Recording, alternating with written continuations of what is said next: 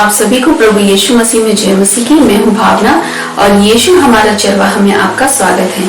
आशा करते हैं आप सब आनंदित होंगे और परमेश्वर के अनुग्रह में दिन प्रतिदिन आगे बढ़ रहे होंगे। आज हम जिस वचन से देखेंगे वो हमें मिलता है मत्ती उसका 4वां अध्याय उसकी 2री आयत में, जहाँ इस प्रकार लिखा है, वो 40 दिन और 40 रात निराहार रहा। खुदा अपनी पाक कलाम के पढ़े सुने जाने में आशीष और बरकत दी। हाँ जीजो, यहाँ किसकी बात हो रही है कि वो 40 दिन और 40 रात निराहार रहा। यहाँ हम प्रभु यीशु मसीह के बारे में जानते हैं कि परमेश्वर 40 दिन और 40 रात तक उपवास की।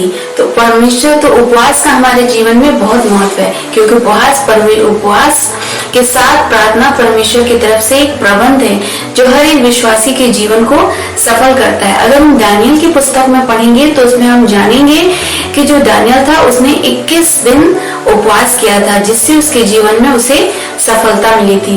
तो आज हम उपवास से सीखेंगे कि उपवास से हम किस प्रकार अपने जीवन को परिवर्तित कर सकते हैं। हम उपवास से किस प्रकार अपने आप को आत्मिक रूप से मजबूत कर सकते हैं। हम उपवास से किस प्रकार अपने जीवन में छुटकारा और चंगाई को पा सकते हैं। उपवास से हम किस प्रकार अपने जीवन में परमेश्वर से क्षमा की प्राप्ति पा सकते हैं। तो सबसे पहले हम उपवास से जानेंगे कि उपवास से हम किस प्रकार अपनी असफलताओं के कारण के बारे में पता कर सकते हैं। तो अगर हम पढ़ेंगे मत्ती उसमें 17 का 21 में लिखा हुआ है, मत्ती 17 का 21। पर ये जाति बिना प्रार्थना और उपवास के नहीं निकलती। हाँ जीजो, देखिए इसमें क्या लिखी है कि ये जाति बिना प्रार्थना और उपवास के नहीं निकलती। अगर हम इसके ऊपर पढ़ेंगे तो अगर इसकी 14वीं आयत से पढ़ेंगे 17 की, तो उसमें है कि वहां पर एक क्या था, एक दुष्ट आत्मा से ग्रस्त एक बालक था, पुत्र था, जिसे मिर्गी आती थी। वो बार बार आग में और पानी में गिर पड़ता था। जब लोगों ने उसको चेले के पास लेकर आए उस बच्चे को, तो चेले नहीं निकाल पाए। चेले ने बहुत कोशिश की तो नहीं निकाल पाया। और जब प्रभु यीशु मसीह आए तो जब उन्होंने उस दुष्ट आत्मा को डांटा तो वो निकल गई। तब चेले वहां पे चुप रहे। फिर परमेश्वर से पूछा तो परमेश्वर ने क्या कहा कि ये जाति बिना प्रार्थना और उपवास के नहीं निकल सकती।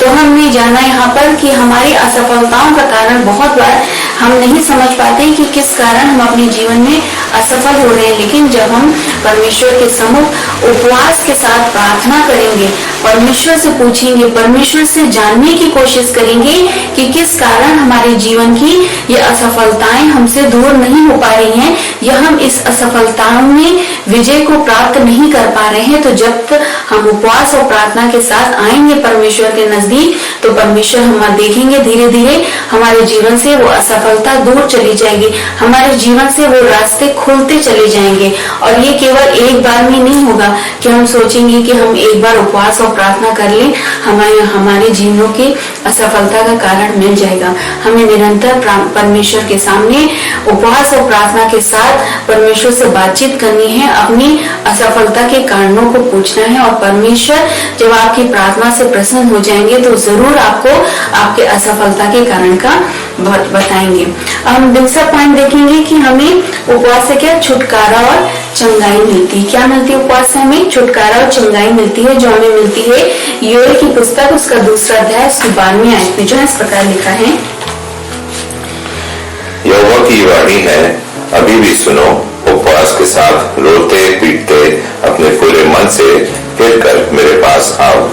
हाँ जीजू, यहाँ परमेश्वर खुद ही कह रहे हैं कि उपवास के साथ रोते पीटते और पूरे मन से फिर कर मेरे पास आओ। पूरे मन से, आधे मन से नहीं कि आधा मन हमारा संसारिक तरफ लगा हुआ है, आधा मन हमारा उपवास में लगा हुआ है कि हमें इसके बाद क्या क्या करना है, कहाँ जाना है, क्या खाना है। जब हम उपवास में बैठे तो पूरे मन से बैठे। परमेश्वर ये नहीं चाहता कि हम आधे मन से उपवास में बैठे। जिस दिन हम उपवास और प्रार्थना करें तो उस दिन सिर्फ हमारा ध्यान, हमारे विचार सिर्फ परमेश्वर की ओर होने चाहिए, उन प्रार्थना में लगे होने चाहिए, संसारिक बातों में नहीं। क्योंकि जिस दिन हम उपवास करते हैं उसी के साथ हम अगर संसारिक कामों में भी लगे रहते हैं तो हमारा उपवास रहना व्यर्थ है। परमेश्वर को ऐसा उपवास पसंद नहीं आता। जैसे परमेश्वर अपने वचन में कहते हैं कि पूरे मन से फिर कर मेरे पास आओ।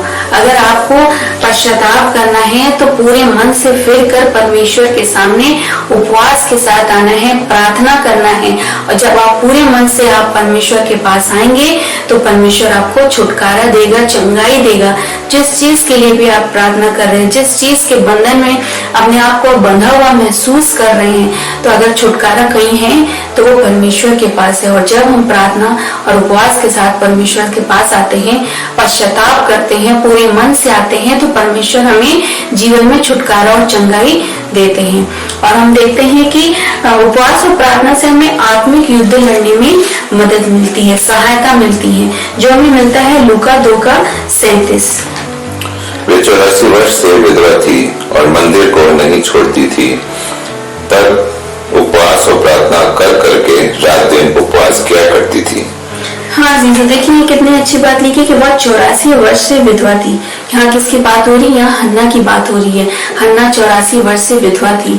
उसने अपने जीवन में आत्मिक मजबूती पाने के लिए उपवास और प्रार्थना में वो दिन रात लगी रहती थी, परमेश्वर की उपासना करती थी, तभी उसे वो आत्मिक मजबूती मिली। अगर हम संसारिक जीवन में देखें, अगर हमारे साथ ऐसी कोई घटना घटे, हमारे सामने ऐसी कोई परिस्थिति आए, तो हम अपनी आत्मिक उन्नति नहीं कर पाते, उसमें हम अपना आत्मिक तरफ से आगे नहीं बढ़ पाते, बल्कि हम अंदर ही अंदर टूटते जाते हैं, घुटते जाते हैं, मरते जाते हैं, और जिसके कारण हम कोई ना कोई गलत फैसला लेते हैं। लेकिन यहाँ हमें हन्ना के जीवन से सीखना है कि 84 वर्ष से विधवा थी, लेकिन उसने परमेश्वर की उपासना की, उपवास रह के प्रार्थना करती थी। और जब वो उपवास रह के प्रार्थना करती थी, उपासना करती थी परमेश्वर की, तो परमेश्वर ने उसे आत्मिक उन्नति दी। वो आत्मिक रूप से मजबूत थी कि वो हर परिस्थिति का सामना करने के लिए तैयार थी। आज हमें भी परमेश्वर से अपनी आत्मिक उन्नति के लिए उपवास के साथ प्रार्थना करना है, क्योंकि जब हम आत्मिक उन्नति के लिए परमेश्वर के सामने उपवास के साथ प्रार्थना करते हैं, तो परमेश्वर हमें आत्मिक रूप से मजबूत करते हैं, हमें सहारा देते हैं। चाहे परिस्थितियां जैसी हों, हम आत्मिक रूप से टूटते नहीं, क्योंकि हमारा विश्वास परमेश्वर के पास रहता है। परमेश्वर के ऊपर जब हम अपना विश्वास रखते हैं, तो हम कभी आत्मिक रूप से टूट नहीं सकते, कभी हम आत्मिक रूप से गलत सोच नहीं सकते, कभी हम आत्मिक रूप से गलत फैसला नहीं कर सकते। तो उपवास और प्रार्थना से हमें क्या आत्मिक मजबूती मिलती है। उपवास और प्रार्थना से हम बड़े से बड़ी बाधाओं को पार कर जाते हैं। जब हम परमेश्वर के सामने अपनी परीक्षाओं को रखते हैं, अपनी समस्या को रखते हैं और उपवास के साथ प्रार्थना करते हैं, तो आप देखेंगे कि हम बड़ी से बड़ी समस्या को कैसे पार कर जाते हैं, हमें पता ही नहीं चलता। भले उस समय हमें लगता है कि हमारी परीक्षा बहुत कठिन है, बहुत बर्दाश्त हमसे नहीं हो रहा है, लेकिन जब आप परमेश्वर के सामने उपवास के साथ प्रार्थना करेंगे, तो आपकी बाधाएं दिन प्रतिदिन कम होती जाएंगी और आपको आसान लगेगी। आप उसमें भी आनंदित होंगे, आप उसमें भी खुश होंगे, धन्यवादित होंगे, हर एक चीज को महसूस कर पाएंगे। उसमें भी आप अपने आनंद को नहीं खोएंगे, क्योंकि आपने अपना भरोसा परमेश्वर पर रखा है। आप उपवास के साथ प्रार्थना कीजिए, परमेश्वर आपकी बाधाओं को दूर करेगा। और हम देखेंगे उपवास और प्रार्थना से हम अपने आप को दीन और नम्र बना सकते हैं।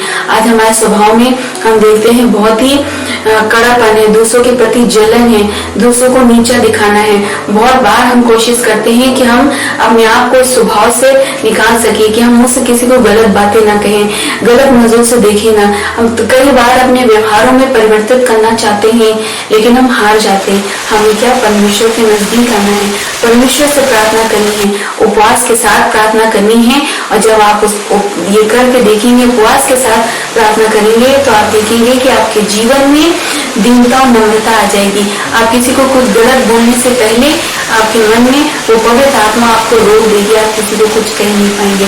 आप किसी के गलत करने से पहले, किसी के प्रति गलत विचार लाने से पहले पवित्र आत्मा आपको रोक देगी कि आप किसी के बारे में गलत ना सोच पाएंगे, न कर पाएंगे। तो ये सब हमें कब मिलेगा? जब हम उपवास के साथ परमेश्वर के नजदीक आएंगे, परमेश्वर से मांगेंगे, तो परमेश्वर हमारे मनों को, स्वभाव को दीनता और नम्रता से भर देंगे। उपवास के साथ हम अपने पापों की क्षमा की प्राप्ति भी कर सकते हैं। अगर हमारे जीवन में कोई पाप है, कोई ऐसी बात है जो हम किसी के साथ शेयर नहीं कर सकते, जो हम किसी को बता नहीं सकते, तो हमें क्या परमेश्वर के पास जाना है, उपवास और प्रार्थना के साथ परमेश्वर के सामने अपने पापों का अंगीकार करना है और परमेश्वर से कहना है अपने हर एक चीज के बारे में जो गलती आपसे हो गई है। और जब आप उपवास और प्रार्थना के साथ परमेश्वर के सामने अपने पापों का प्रायश्चित करेंगे तो परमेश्वर आपको क्षमा करेगा, आपको नया जीवन देगा।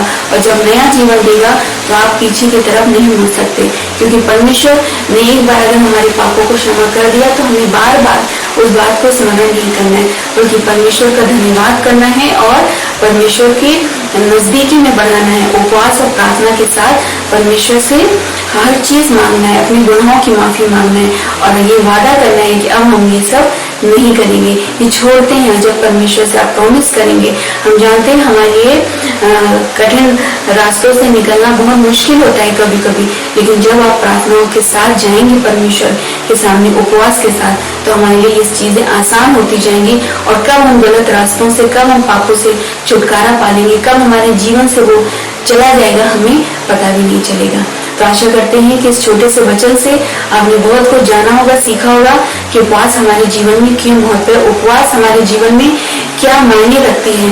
जिस प्रकार परमेश्वर ने 40 दिन 40 रात उपवास किया है, उसी प्रकार हमें भी परमेश्वर के सामने हर एक परिस्थिति के लिए, चाहे जो परिस्थिति हो, परमेश्वर के सामने उपवास और प्रार्थना के साथ रखना है और उससे दुआ प्रार्थना करनी है। इस वचन को ज्यादा से ज्यादा शेयर कीजिए ताकि और भी लोग परमेश्वर से दुआ प्रार्थना कर सके, उस आत्मिक मजबूती को पा सके, उस छुटकारा को पा सके, उस आत्मिक अपने पापों से मुक्ति पा सके।